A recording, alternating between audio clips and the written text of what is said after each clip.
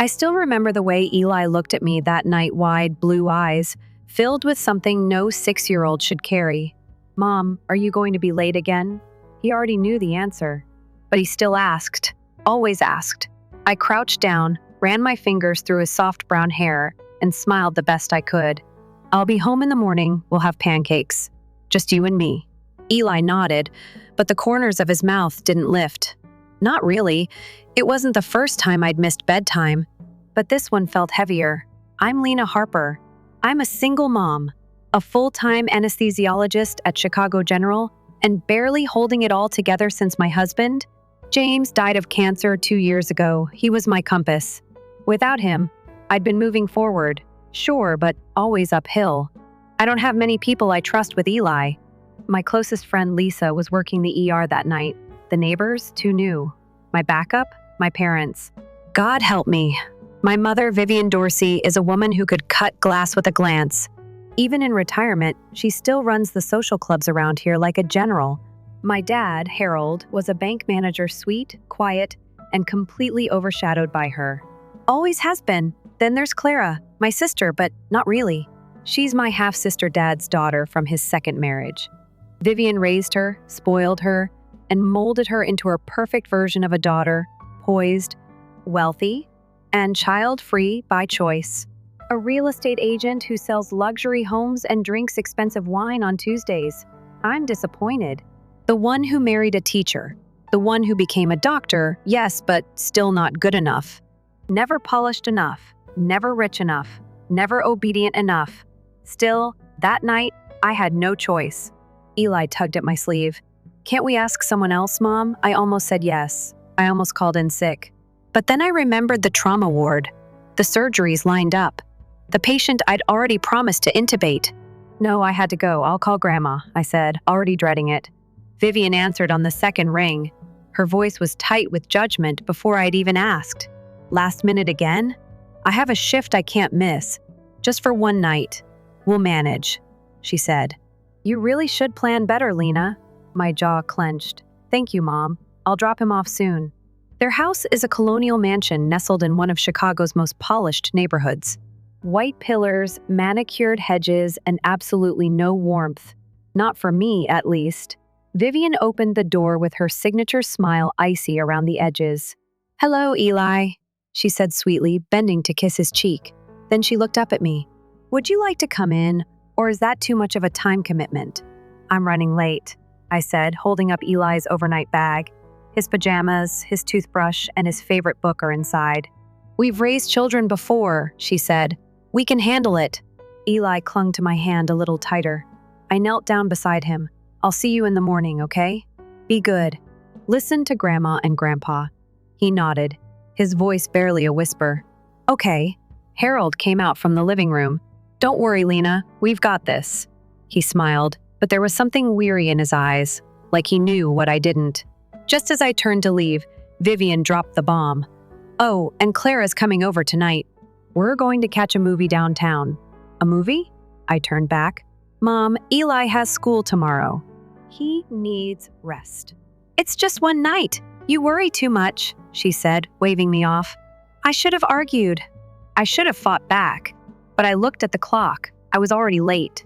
"Don't keep him up too late," I said, walking away. From the car, I glanced back.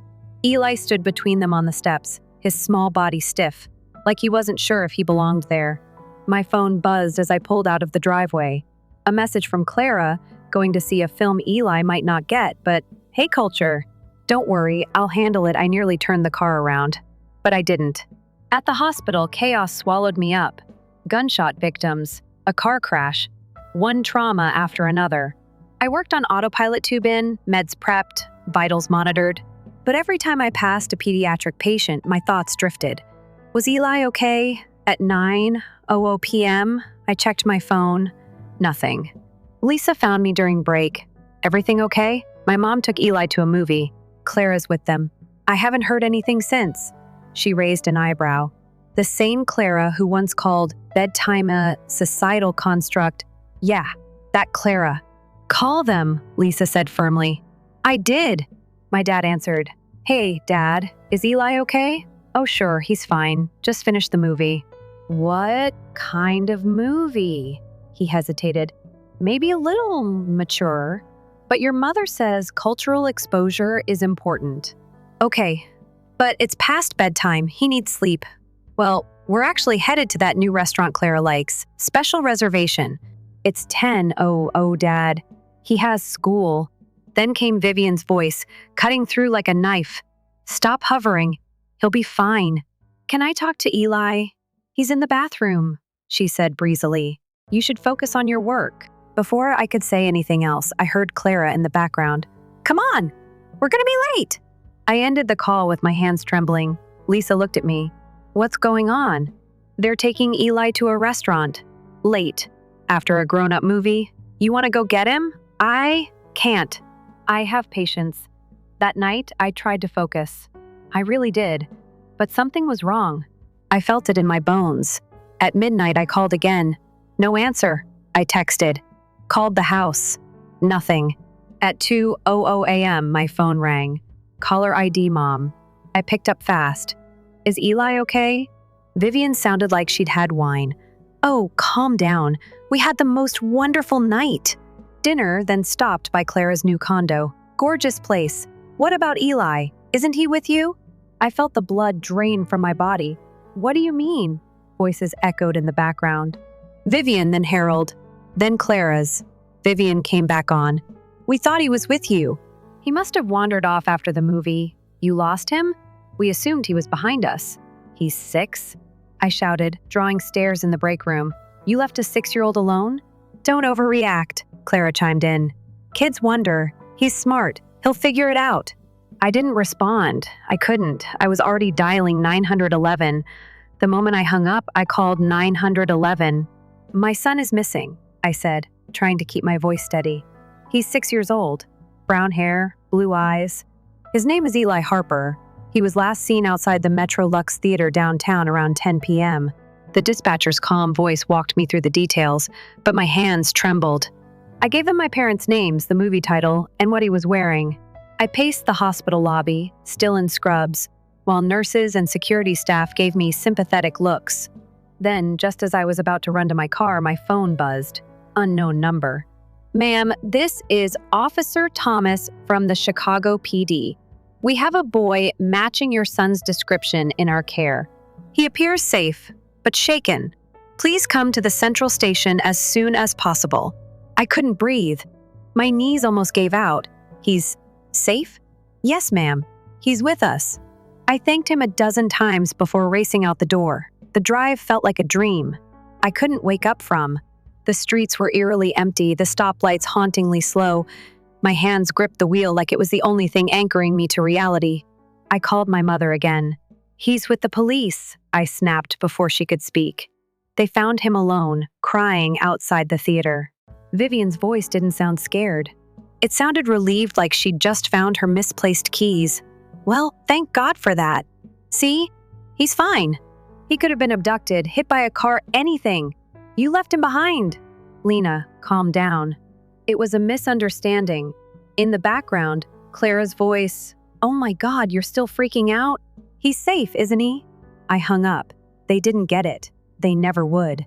When I finally pulled into the police station parking lot, it was nearly 3 a.m. A uniformed officer was waiting by the door. Miss Harper? He asked as I stepped out. Yes. He nodded and turned toward the entrance. Follow me, my heart pounded, as we walked through the dim hallway. Then, just around the corner, I saw him, my son. Eli sat on a bench, knees pulled to his chest, his small figure dwarfed by the oversized police jacket draped over him. His eyes lit up when he saw me. Mom! I dropped to my knees, pulling him into my arms. He was cold. His hands were dirty. His face was stained with dried tears. I've got you, I whispered, holding him so tightly he whimpered a little. You're okay now. I've got you. Don't leave again, he whispered into my neck. I won't. I promise. The officer gave us a moment, then cleared his throat. A passerby found him outside the theater. He was alone, crying. Fortunately, he remembered your full name and address. I turned to him, still holding Eli. Thank you. Thank you for bringing him back to me. He nodded. You'll need to speak with Child Protective Services in the morning. This case will be reviewed. My heart sank. Wait, am I under investigation? No, ma'am, he said gently. But the people who left him will be. You're not at fault, but we do need to document the situation. I gave them all the information they asked for Vivian and Harold's names, Clara's, the timeline, everything. I didn't sugarcoat anything. When we got home, I drew Eli a warm bath. He didn't want to let go of me, not even for a second. While I scrubbed the grime from his tiny fingers, he finally spoke. When the movie ended, Grandma was talking to Clara. Grandpa was on his phone. I tried to keep up, but there were too many people. I froze. I called out to them, but they didn't look back. He looked up at me, voice barely a whisper. I thought they didn't want me anymore. My throat closed. I knelt beside the tub and hugged him tightly, water sloshing over the edge. No, baby. No. That's not true. Then why didn't they notice I was gone? I didn't have an answer. After his bath, I wrapped him in his favorite pajamas, gave him warm milk, and tucked him into bed. I sat beside him until he finally drifted off, clutching my hand like it was a lifeline. I should have felt relief, but I didn't. I felt rage. I felt guilt.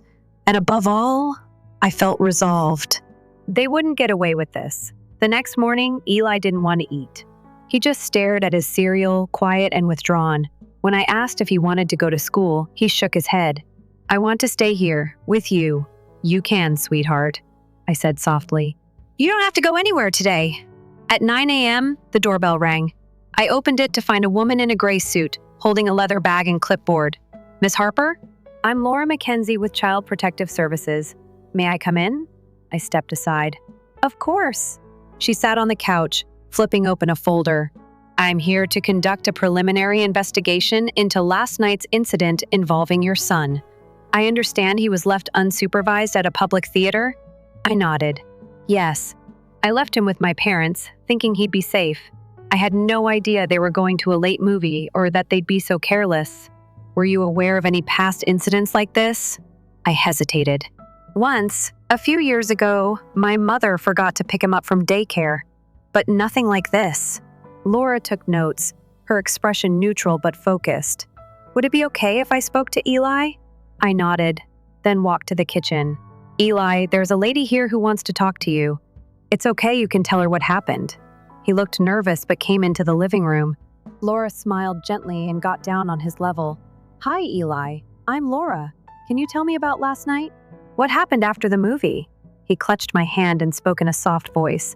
They weren't watching me. Everyone was leaving. I tried to keep up, but I lost them. Did you feel scared? He nodded. I thought maybe I did something wrong. No, sweetheart, I said quickly. You did everything right, he continued. I remembered what Mom said, to find someone safe. So I talked to a nice lady and she called the police. Laura smiled. That was very brave of you. After he returned to the kitchen, Laura turned back to me. Miss Harper, your son is safe. But what happened is serious. Your parents and Clara may face legal consequences. I nodded. I understand. This could be classified as misdemeanor child endangerment. There will be follow-up interviews. Are you prepared to cooperate? Yes, I said firmly. Absolutely. The phone wouldn't stop ringing. Calls from my mother, texts from Clara. Even my dad, who rarely initiated contact, had tried twice. I didn't answer any of them. I needed time, space. And right now, I needed to focus on Eli. We spent the rest of that day in a bubble of quiet. Board games, cartoons, chocolate chip pancakes. I didn't mention the police. I didn't mention his grandmother. I just gave him safety. But the silence outside that bubble was building. The next morning, I received a call from Laura Mackenzie again. We've made contact with your parents and Clara. They've been asked to come in for formal interviews. What happens now? I asked. We've reviewed the theater security footage, she said. It confirms your son was left behind. None of the three even looked back. My stomach turned. There's enough evidence, she continued, to proceed with misdemeanor child endangerment charges. I didn't know what to say. A part of me felt vindicated. Another part felt sick. They're family, I said quietly. That doesn't change the law, Laura replied. Their negligence puts your child in danger. 2 weeks later, the story hit the local news. Prominent Chicago family under fire for abandoning child at movie theater. They didn't use names, but the description was enough. Social clubs that once adored my mother began to distance themselves. My father's old banking colleagues stopped returning his calls. Clara lost 2 big real estate deals in the same week. Suddenly, their perfect little world wasn't so perfect. And then came the court date. I was called as a witness. Walking into that courtroom felt like stepping onto a battlefield. Vivian sat stiffly in the front row, her pearl necklace a little too tight. Clara looked like she hadn't slept in days, though her jaw was still set in smug defiance. My father avoided my eyes. When I took the stand, my voice trembled at first. But when I spoke about Eli, about his fear, his confusion, his tiny voice asking if he was not important, something clicked inside me. I stopped being afraid. I told the truth. Every word of it. When the verdict came, it was clear. Guilty. All 3 were sentenced to pay fines, perform community service, and attend mandatory parenting education courses. But more than that, they were forced for once to face themselves. The judge's words rang in my ears. The emotional trauma this child endured is immeasurable. The disregard for his safety is inexcusable. I saw something crack in my mother's expression. She cried. Genuinely. Clara didn't. But for the first time, she didn't roll her eyes either, and Harold, my father, lowered his head and whispered something I couldn't hear. As I left the courtroom, Vivian reached out to touch my arm. "Lena, please." I stepped back. "I'm not ready, not yet. Maybe not ever." It had been a full year. Spring returned to Chicago in a burst of green, and so did Eli's laughter. We were sitting on a park bench at Lincoln Park, a soft breeze lifting his hair as he chased butterflies near the swings. He was 7 now, taller, still gentle, still carrying that quiet strength. His therapy sessions had helped. So had time. But the shadows of that night hadn't completely disappeared. Every now and then, he still asked why they left him. And sometimes, when a loud crowd surrounded him, I saw his hand reach for mine just in case. I've rebuilt a lot in the last 12 months. I started leaning more on the people who truly showed up, Lisa, my coworkers. Eli's school counselor. I'd created my own circle, my chosen family. And slowly, I had begun to forgive myself for trusting people who didn't earn it, for not seeing the warning signs, for not turning the car around. But there was one thing I hadn't done. I hadn't spoken to my parents. Until today. "Mom!" Eli's voice pulled me from my thoughts. I looked up to see him running toward me, cheeks flushed from play. Right behind him was my father. "Grandpa?" Eli blinked in surprise. I stood quickly. "Dad?" Harold Dorsey looked older than I remembered. His hair was thinner, white at the edges, and his shoulders stooped just slightly. But his eyes were full of something I hadn't seen in years. Remorse. "May I sit?" he asked softly. I nodded. We sat in silence for a while, watching Eli dig in the mulch beside the slide. "He looks happy," my father said. "He's a strong boy." "He is," I replied, "but he still wakes up from nightmares sometimes." He sighed, his voice breaking. "Lena, I came to say, I'm sorry for everything." I stayed quiet. Let him speak. "I should have paid attention that night.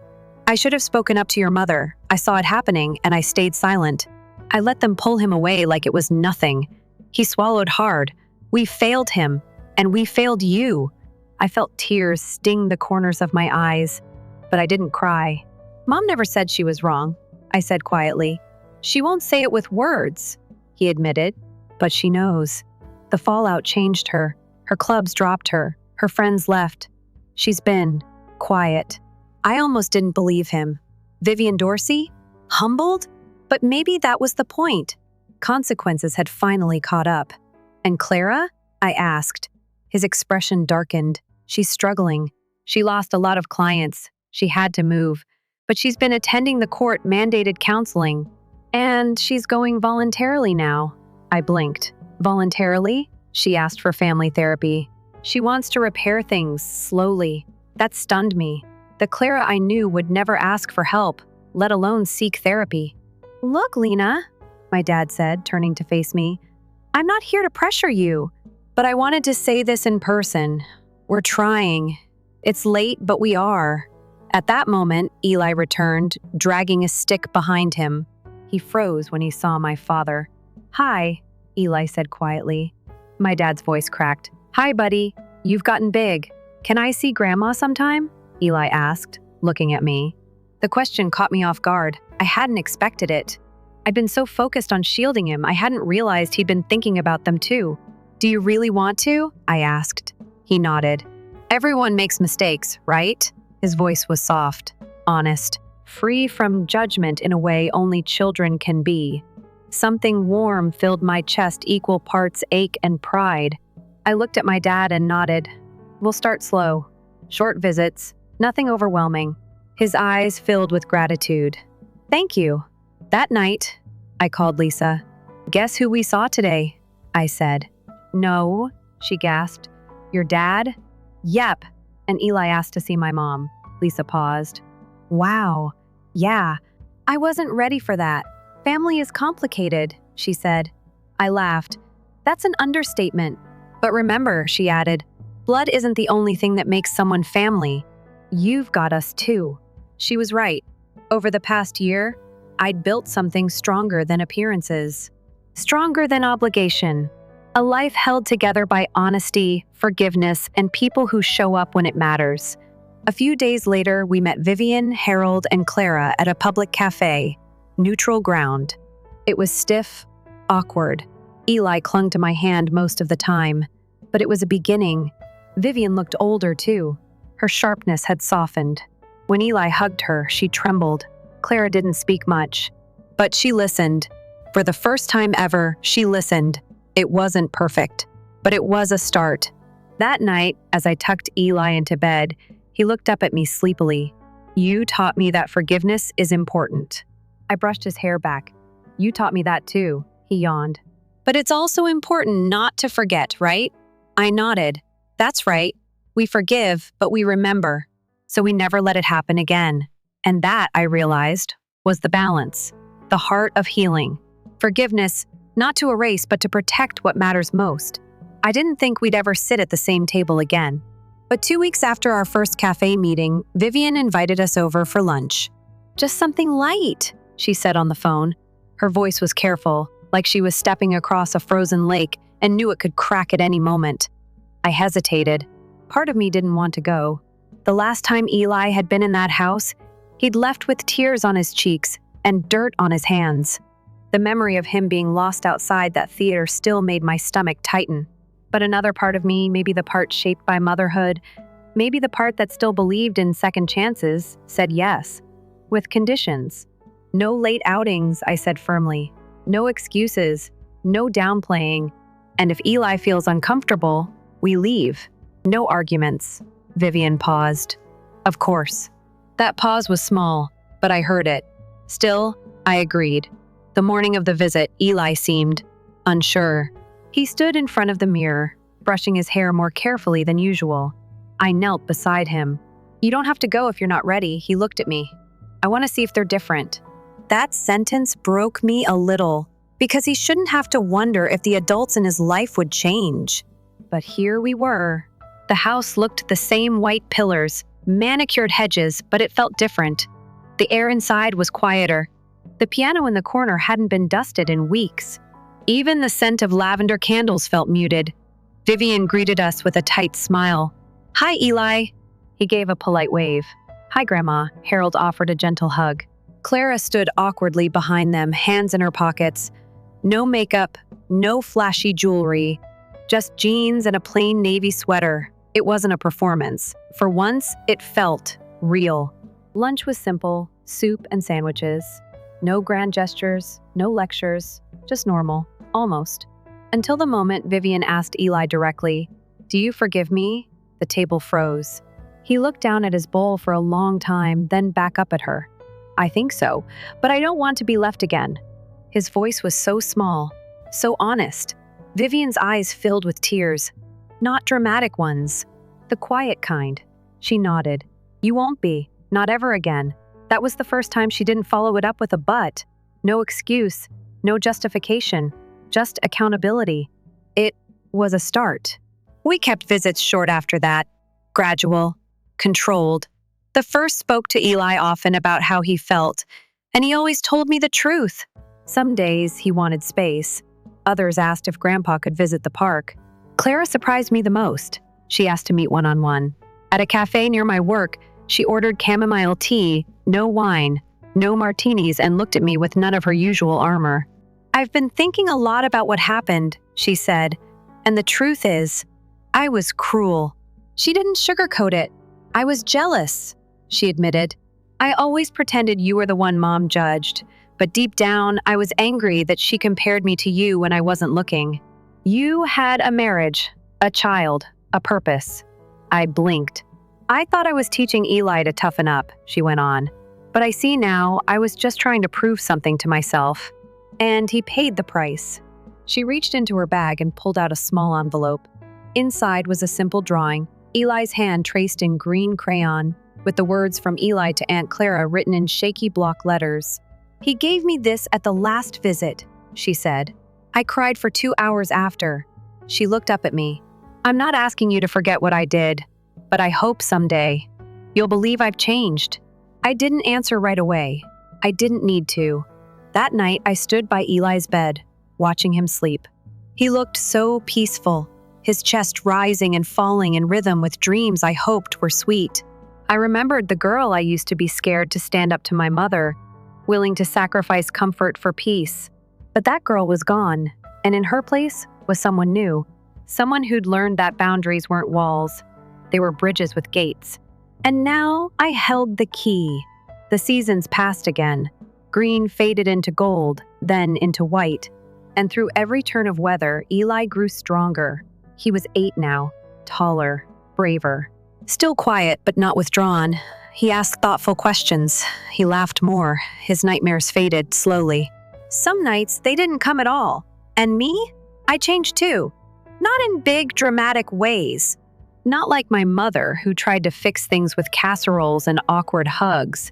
Not like Clara, who went from high heels and house tours to family counseling and volunteer work. No, my change was slower. It came in small acts. In knowing when to say no. In choosing when to let someone in and when to keep the door closed. In learning to trust myself again. The final test came on a quiet afternoon in April. It was Eli's school showcase, a class play and art gallery all in one. He had painted a scene from a book. We read together, a giant oak tree with roots reaching out into the earth. "It's called Safe Places," he told me proudly. My heart ached in the best way.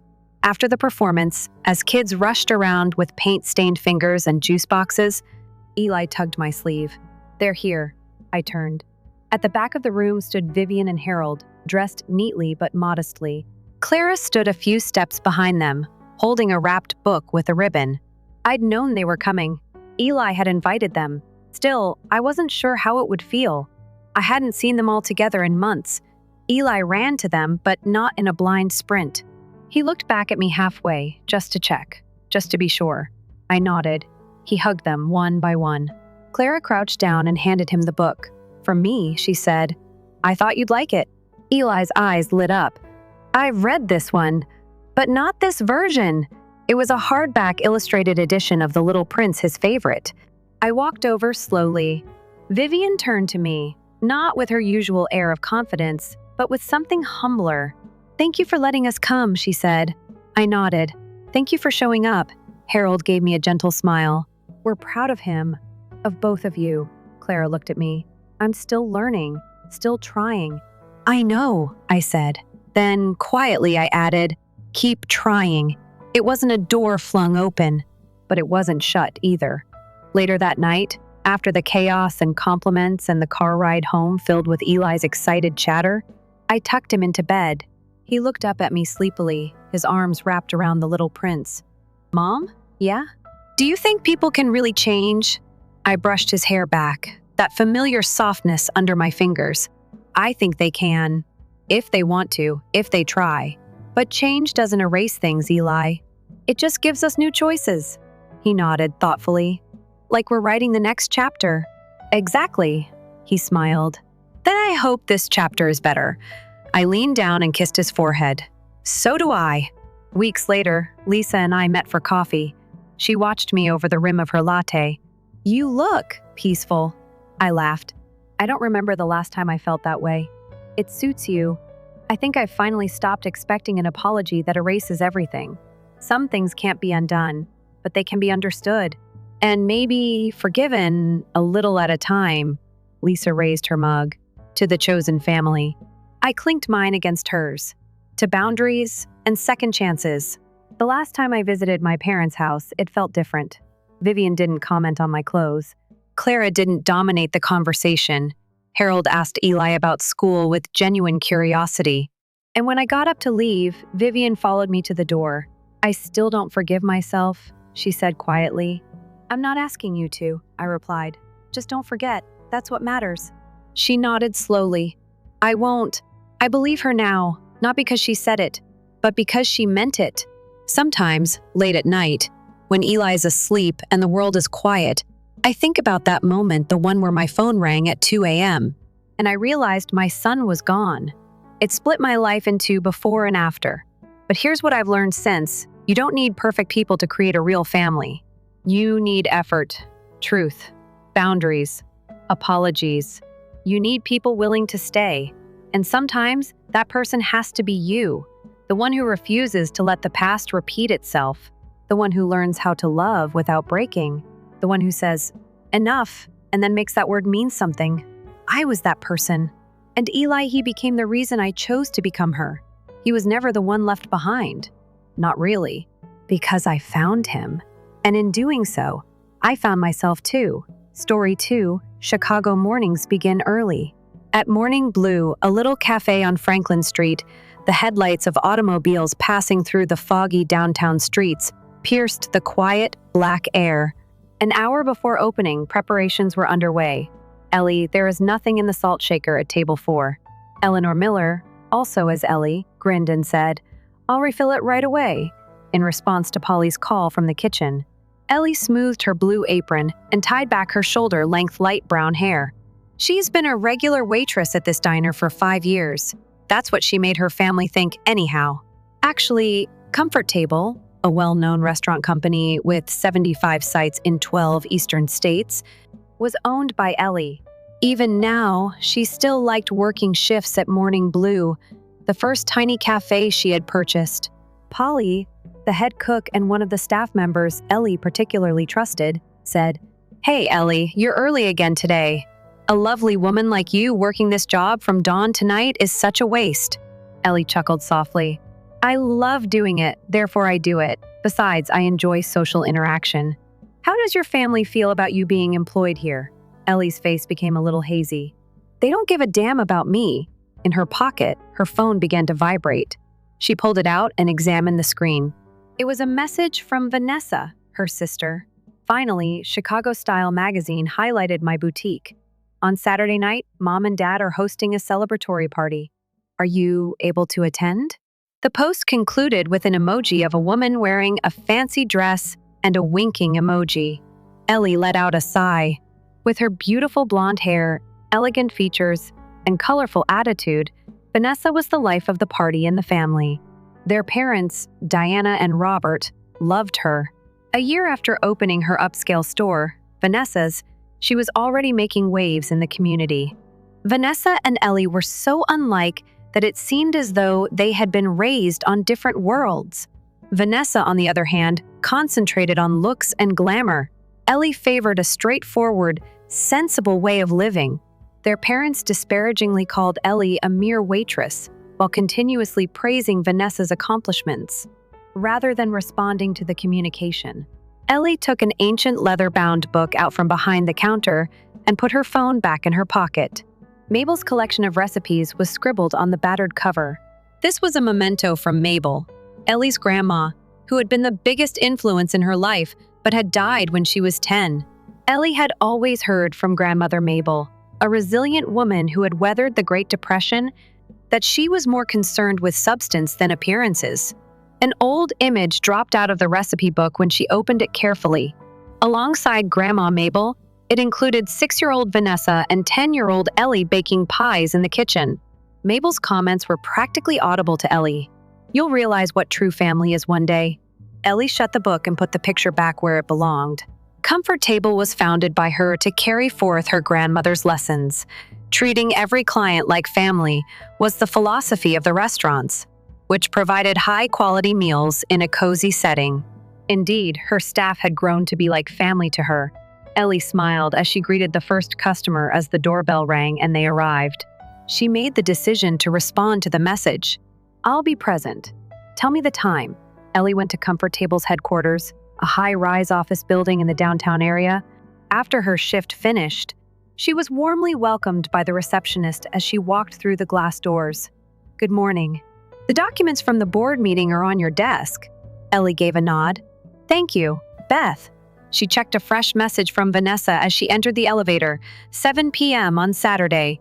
"In the penthouse of Dad's business. Put on some clothes. I'd want to introduce you." Ellie gave a sardonic smile. Vanessa's. Everyone mentioned their parents' social circle acquaintances and her affluent buddies. Most likely, they all assumed Ellie was just the unfortunate waitress who had made it to her workplace. She was standing near the window with a view of the skyline of Chicago. She had spent time with her grandma as a youngster at the little park in the distance.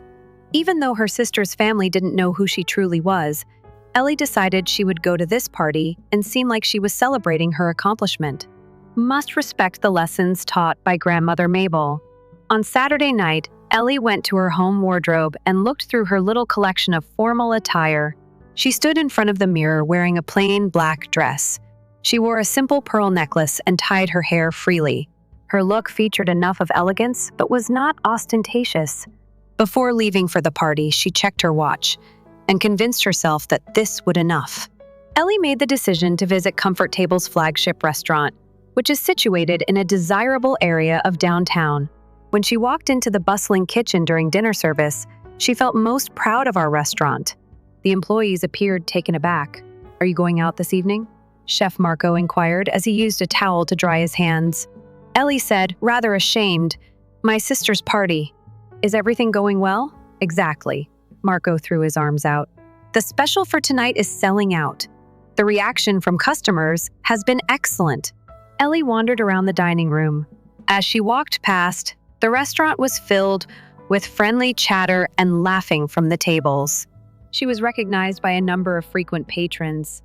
"Ellie, a long time has passed," an old woman waved. "A unique occasion. You don't often dress up."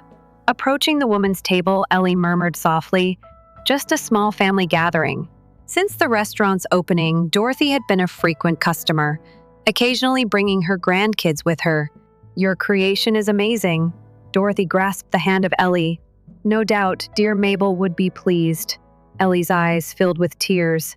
Grandmother Mabel had been good friends with Dorothy. "Thank you." "That's good to hear." Ellie talked to every employee before she left the restaurant. They all respected one another and were proud of the work they did. Here, everyone felt appreciated. That was Ellie's approach to managing. "I'm going. If something comes up, give me a call. Enjoy yourself." Together, the employees yelled and climbed into a cab. Ellie inhaled deeply. On the way to her father's company's penthouse, she looked out the window at the city lights. She was partly resigned and half terrified of what may occur. When the doors opened, the celebration was already at its height as the elevator ascended to the penthouse. The air was filled with refined laughing and the popping of champagne. Ellie stood at the door, unassuming. The space was opulently embellished with gold and silver balloons. A champagne tower shone in the middle, and the walls were covered in enlarged reproductions of the magazine article about Vanessa's business. "You came, Ellie." Swaying her golden hair, Vanessa came over to her. She was decked out in flashy jewelry and a wine-red satin outfit. "Vanessa, congrats." Silently, Ellie said, "It's a huge success. Thank you." Vanessa flicked her wrist absently, causing her bracelet to rattle. "Well, is dressing up your idea?" Ellie's attire caused her to frown. "Oh well, whatever. Have you ever welcomed your parents?" Ellie may respond. Their parents came over. The 65-year-old Robert Miller had been successful as president of a real estate development firm. Diana Miller, who was usually well-dressed, stood next to him. "Eleanor, you arrived." Diana gave her a proper peck on the cheek. "You may want to think about accessorizing," Ellie grinned. "The celebration is beautiful." Roberts declared with pride that nothing is too wonderful for Vanessa. She is genuinely talented and ambitious. Her inventiveness is evident in this shop. She is amazing, really, Ellie concurred. You two have given her a lot of support. I did offer some financial support, though. Robert gestured with his hand. However, her own talent is the reason for her success. Oh, Jeremy is there, Diana gestured. Vanessa's business associate, a charming young man. A man wearing a black suit caught Ellie's attention. Jeremy Foster, a 38-year-old local businessman, was well known. Ellie's intuition was stirred by something about him, even though he was having a heated confrontation with Vanessa. How did they get together? At a social gathering, Ellie inquired. Diana replied. He saw Vanessa's brilliance right away. He helped start the company and offered to invest. Ellie fixed her gaze on Jeremy. His smile had a calculating quality, and his hand on her sister's shoulder implied a level of closeness that went beyond business colleagues. As the celebration went on, Ellie watched in silence from a corner while sipping a glass of champagne. With her socialite pals at her side, Vanessa reveled in the attention. As she excitedly informed each new visitor of their daughter's accomplishment, their parents looked on. Would you rather be by yourself? Ellie turned and saw Jeremy Foster standing close to her. He was even more charming, but his eyes gleamed with calculation. Ellie occasionally responded in a matter-of-fact manner. You're Vanessa's business associate, then? That's right, he responded with assurance. She is really talented. We work as a great team. In what ways do you work together? Ellie inquired. Jeremy paused a little. She contributes her design sensibility, while I supply the money and contacts. An ideal mix. Just then, Ellie saw Vanessa standing behind Jeremy, calling to him with a distressed look on her face. I'm sorry, Jeremy spoke suddenly. Someone is calling me. Upon his departure, Ellie went idly toward the balcony doors, toward them. Their voices were quiet as they argued fiercely. Not right now, Vanessa muttered. Await the completion of the deal. We don't have time, Jeremy said quietly. By tomorrow, the investor needs a response. Can't your parents give you more? They've already donated a sizable sum, but I'll try. Ellie took a silent step back. A feeling of discomfort swept over her chest. Was there a problem? Was Vanessa's store really a success? Was it all superficial glitz, or what? Ellie put down her glass of champagne and inhaled deeply. She was psychologically ready for anything came her way, since she had a hunch something would happen tonight. Champagne glasses were replenished frequently as the celebration reached its peak. Ellie made an effort to blend in, but as Vanessa grabbed a microphone, all eyes were drawn to the middle of the room. With a flawless grin, Vanessa remarked, "Thank you all for coming tonight. It has been an amazing adventure over the last year. It is truly a dream come true for Vanessa to be featured in Chicago Style magazine." A round of applause broke out, and Vanessa took it with a drunken look.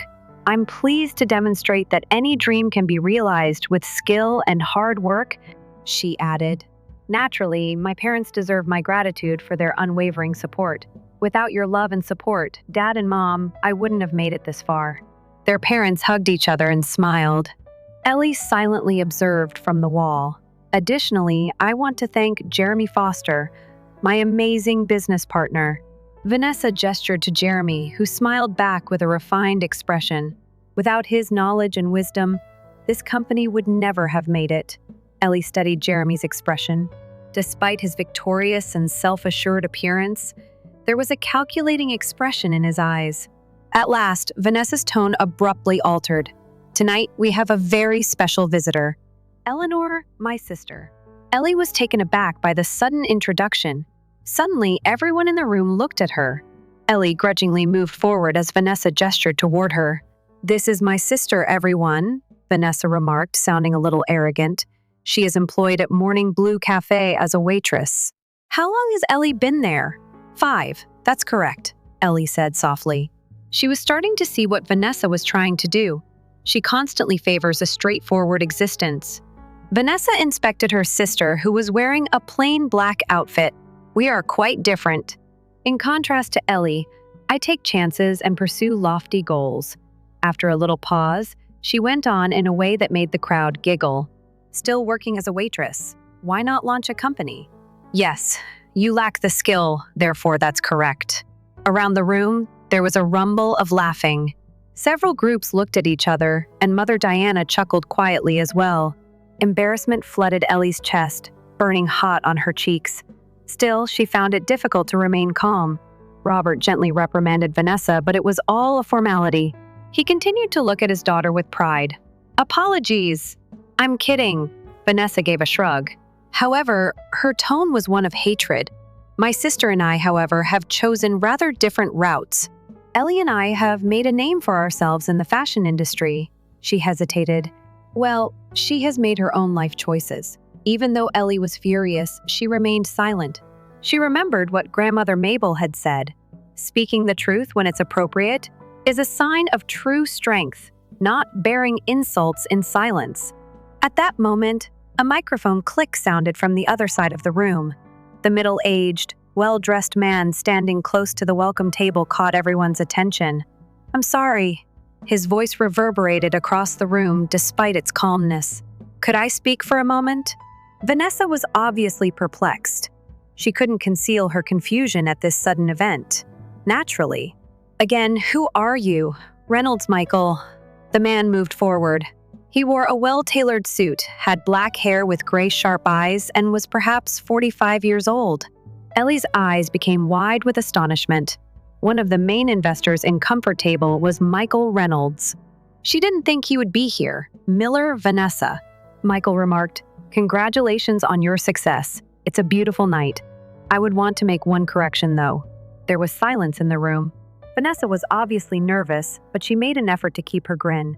In fact, I own stock in Eleanor Miller's business. There was a buzz in the room after those words. The parents looked at one another in confusion, while Vanessa stood for a time, her mouth hanging wide. Robert remarked, "I don't understand. Eleanor has no company in which to invest. She just works as a waiter." Michael grinned. "She isn't a waitress, sorry. Not just that anyhow." He turned to face Ellie. She had a little different look now, resolve gleaming in her eyes. Ellie nodded slightly. Comfort Table was founded and is owned by Eleanor Miller. Michael told everyone in the room. This restaurant franchise is likely familiar to many of you. With 75 sites in 12 eastern states, it generates around $120 million in sales annually. Vanessa's face was paler than before. The parents were stunned. Everyone in the room let out a startled cry and started whispering to one another.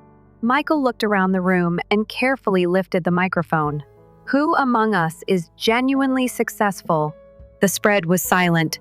Vanessa's color disappeared. She clutched her glass with a shaking hand. Jeremy looked toward the exit, clearly disturbed. Ellie moved ahead in silence.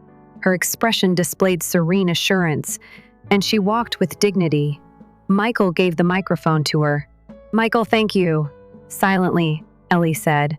She glanced at her parents, sister, and the assembled group of people in the room. "I'm sorry I kept this information a secret for so long, but there was a good reason." She stopped for a moment and inhaled deeply. 10 years ago, I followed my grandmother Mabel's advice and opened my first restaurant, a tiny cafe. I placed more emphasis on integrity and service quality than on glitz and show. Slowly, Ellie's voice became louder. Comfort Table has expanded into a 75-location chain. According to her, we treat every employee like family and place a high value on a cozy environment and delicious meals. Everyone in the room held their breath. Her parents' shocked and disbelieving expressions gradually changed. "How come you didn't tell us?" Diana's voice was shaking as she asked. Ellie looked at her mother tenderly. "Because I was told I had no talent all my life, I felt I couldn't live up to the family's expectations. In the end, I did this because I wanted to demonstrate my success on my own terms." Michael picked up the microphone once more. The industry applauds Miss Eleanor's business strategy. Her eateries routinely receive the highest ratings for both patronage and employee satisfaction. Comfort Table has made the space a home, not just a place to visit. Ellie gave Vanessa a look. Her sister's face had gone white, and Jeremy was clearly upset next to her. Sister Vanessa's voice was thin, but Jeremy started to hurry across the room before she could say anything. Ellie's voice was firm but quiet. The celebration continues. Jeremy. There's a little more to talk about. Jeremy came to a complete halt. He spun around and forced a smile. Did you want to say anything else? Michael picked up the microphone once more. He said calmly, Actually, there's a little bit more I'd like to share with everyone. I've seen a variety of businesses as an investor in the restaurant industry. One of the most trustworthy and prosperous companies I've worked with is Comfortable. He reached into his inside pocket and took out a folded article from the Business Week magazine from the previous week. The most inventive restaurant chain this year was chosen to be Comfort Table. It has one of the greatest employee benefit plans in the business, and its yearly sales surpass $120 million. Copies of the article were distributed among people. The parents' looks gradually changed from one of incredulity to one of surprise and remorse. The goal of Miss Eleanor's business strategy goes beyond making money, Michael went on. Employee turnover is less than half the industry average, thanks to her efforts to create a family-like work environment. Her leadership and humanity are demonstrated by this. Diana and Robert looked at each other, unable to find the right words. Jeremy was obviously uncomfortable, shifting his weight from one foot to the other, and Vanessa shrank a little. Michael looked at Jeremy, and I got the chance to look into Vanessa Miller's company, which was interesting. On the surface, the store, Vanessa's, seemed to be doing well. But Jeremy cut in, This is a private matter. This party isn't equipped to handle it. No, it gets right to the heart of this celebration. Vanessa's is actually in serious financial trouble, and Mr. Jeremy Foster is not just a business partner, Michael calmly said. Vanessa's face was paler than before. Give up. Her voice was small as she said. Michael said, Mr. Foster has a tendency of targeting young female entrepreneurs, building unique ties and then abusing their firms for profit. Furthermore, Vanessa now has a debt of roughly $300,000. A murmur came from the audience. Diana raised her palm to her lips, and Robert's face darkened with rage and perplexity.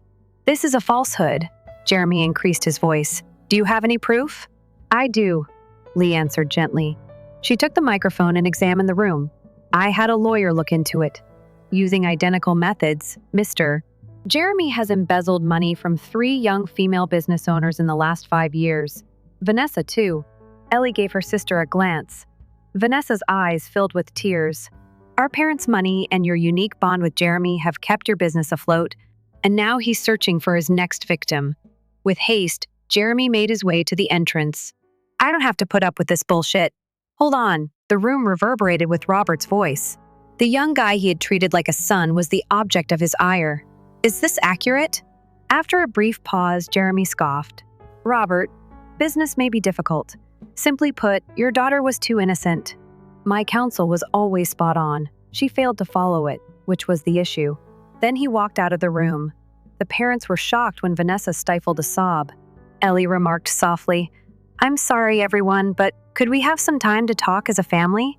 After a little period of silence, after exchanging glances, the visitors slowly filed out of the room. Before departing, Michael gave Ellie a gentle shoulder squeeze and advised her to call if she needed anything. Ellie, alone. Vanessa stayed in the room with their parents. Why? How come you didn't inform us? Robert's voice was shaking as he asked. Organizing feelings she had repressed for years, Ellie inhaled deeply. You wouldn't have paid attention even if I had informed you. Years of anguish were evident in her calm voice. Whatever I did, it was never sufficient. My dreams were referred to as mere escapism, and my ideas were consistently disregarded. She paced around the room and went on. Who did I consult when I first opened my restaurant? Grandmother Mabel was the only one who had faith in me, so I used her bequest as seed money. However, it was a huge success. Diana's comments came to a halt. You were a true success, silently Ellie said. Real success, not fake success. My staff respects me because I treat them like family. My firm wants to make a difference in people's lives, not merely make money. She walked over to Vanessa. Sitting on the couch, her sister lifted her tear-streaked face. Ellie said, I'm not blaming you, Vanessa. All you've done is live by the principles our parents instilled in you. You were raised to believe that status and looks are crucial. But I truly do. Vanessa stumbled. You're talented, Ellie said. That is beyond question. But honesty and hard work, not pretense and vanity, are the keys to real success. Ellie faced her parents once more. Years of pain and resilience were mirrored in her eyes. My grandma taught me the worth of true things, which is why I persevered in the face of constant denial. You only taught me the wrong way to run a family. There was stillness in the room. Vanessa was crying quietly, and Diana and Robert were unable to speak. Ellie went on in a calm but impactful manner. My restaurants are based on the true principles of family, which are respecting one another, helping one another, and leaving no one behind. Grandmother Mabel taught me this is what family really means. She peered out the window. The night sky was filled with stars. You have an option. Take this event as a lesson and reevaluate what real worth is, or carry on with your fictitious values. Ellie grabbed her suitcase and made her way to the door. I'll keep going in my direction. One day, I hope you all discover what really counts. A little voice cried out to Vanessa as she was about to leave the room. I need your aid, Ellie. Ellie came to a stop and spun around. Think for a moment, Vanessa. What is it that you truly desire? Silently, she said. We may then have a conversation. Ellie then opened the door and walked out of the party location. Her chest had an odd lightness about it. The leaves were golden from Chicago's fall 6 months later. Ellie stared at an envelope on her desk and peered out the huge window of her office to the city below. Vanessa had written a letter. With its continuous expansion, Comfort Table currently has locations across the eastern area. Ellie was highlighted by Forbes magazine last month as one of 40 female leaders driving change. Her managerial style, which fostered a genuine family atmosphere, was praised by the industry as groundbreaking, and invitations to speak were flooding in. Relationships with her family were still difficult, though. Jeremy had deserted Vanessa, and her shop had fallen apart. For another female businesswoman? Ironically, that woman publicly turned down his approaches and was well aware of his background. Jeremy had to leave Chicago since his reputation had fallen. Diana and Robert were also going through a tough period. They were now compelled to live simply after losing the majority of their retirement funds when they invested in Vanessa's company. Additionally, their long-standing social standing was eroding. The letter was opened by Ellie. There was a humility in Vanessa's clean penmanship that she had never noticed before. Over the last 6 months, I've given a lot of consideration to my life decisions, but most importantly, how I treated you, sister. I'm not going to apologize. I was mistaken. I've now realized how meaningless it is to live for appearances and ego. I truly regret making fun of you and causing you pain. I'm not pleading for pardon. That's asking too much, I know. All I can hope for is that we will have the opportunity to speak once again. With affection, Vanessa. Ellie inhaled deeply while holding the letter to her chest. She still hadn't responded in writing. Emotionally, she hadn't been prepared. However, a month later, Ellie's workplace was visited by unannounced guests. Vanessa and their parents were there. Could we enter? Diana hesitated before asking. She was no longer arrogant. Instead, she was tired and regretful. Robert was unable to meet his daughter's gaze. His shoulders were a little round, and his white hair had grown. Vanessa was dressed simply in pants and a shirt instead of her usual gaudy attire. Her countenance conveyed humility, and her makeup was minimal. In a quiet voice, Vanessa replied, "We want to talk." They followed Ellie to the couch. She made an effort to maintain her composure, but a tornado of nuanced feelings swirled within her. We were mistaken. At last, Robert was able to speak. For years, we ignored you. That cannot be forgiven. Our morals were warped. Diana kept crying. We sought prestige and looks, losing focus on the important things. Vanessa's hands were shaking as she gripped a handkerchief. Even though I was devastated, I needed it to examine myself critically. Ellie gave them a silent glance. It takes time to forgive, she remarked quietly. Once gone, trust is hard to recover. We comprehend. Vanessa gave a nod. Would you please give us another chance? After another 6 months, Ellie extended an offer to Vanessa to work as an intern at Comfort Table. The state was beginning at the bottom. Vanessa accepted with humility and started off as a dishwasher. She was gradually restoring people's confidence. Additionally, their connection with their parents was slowly improving. Although the process of mending was drawn out, and even unpleasant. Attempts to comprehend one another persisted. Remembering what her grandma Mabel had said, Ellie opened her old recipe book every night. The meaning of genuine family? At least she knew what genuine success meant and her own value, even though she was still looking for that solution. The most valuable present Mabel had given her was that